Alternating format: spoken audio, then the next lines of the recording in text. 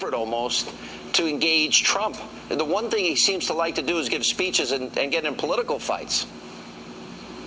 Well, I think that the left, whether it's the news media, the Clinton campaign, or Obama, the left thinks they have a chance now to define Trump around this whole con issue and make him unacceptable. I mean, this is, in a sense, if you think back to Senate races, this is their Todd Aiken moment.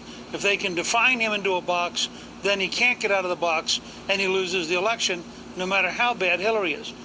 The problem for the president is, and I hope that Trump will take him head on about this. This is a president when he talks about not knowing things. He didn't know that you couldn't keep your doctor, that he was lying. He didn't know that the red lines in Syria were going to disappear. He didn't know that the Russians were going to take Crimea. He didn't know that Iraq was going to collapse. He still doesn't know that 3,400 Americans have been killed in his hometown of Chicago since he became president. You go down the list of things that Barack Obama doesn't know, and it is astonishing the arrogance and the demagoguery of this man in just sweeping away others.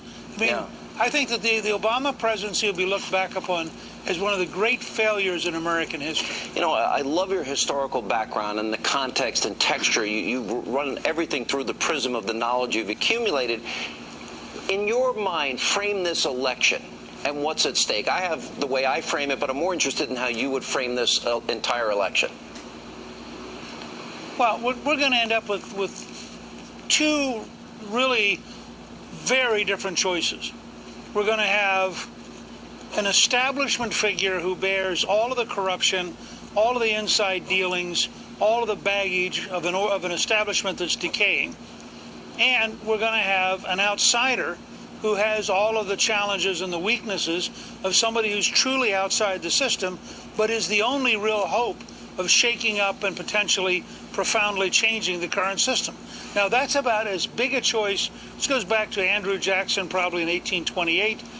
In some ways, it goes back to Lincoln versus the old order in 1860, maybe FDR versus Herbert Hoover in 1932. I mean, this is a bigger choice than Reagan versus Carter in 1980. You know, I give the list. I mean, look how profoundly different they are on the issue of Supreme Court justices. Look how profoundly different they are. One wants amnesty and no immigration laws for the most part whatsoever, and one's going to build a wall. One's going to increase refugees 550%, and one is going to make sure we can vet them properly so what happened in Belgium and France, Germany, and Europe doesn't happen here. School choice, send it back to the states. Obamacare, eliminate health care savings accounts. Radical Islam, even acknowledging it, for crying out loud, is such a profound difference. I just wonder, you know, where the public is on this. In other words, I heard a lot of cliches and platitudes at the Democratic convention, and I heard a lot of reality at the Republican convention.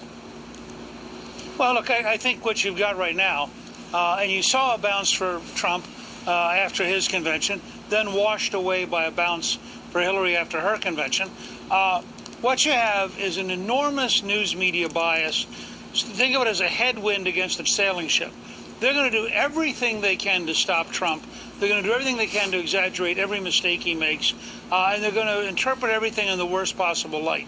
And they're doing that both to prop up Hillary and to try to slow down Trump, because they began to realize this spring, this guy could really win. And if he wins, he really will change their world. It will be very different. Democrats privately have told me that there's a lot of sweating going on in Democratic ranks. They too believe that Trump could win.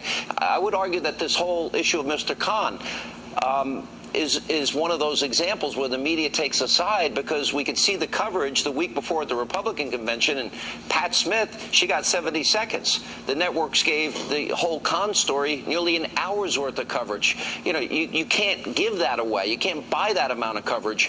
And similarly, the families and mothers that spoke about their children killed by illegal immigrants because we don't fix our broken system, they were ignored by the media. This Khan issue, Donald Trump said, number one, this kid was a hero. He said that he had no issue with the father. He said he was not talking about the Khans when he was talking about vetting refugees. How did it blow up into this? Well, I think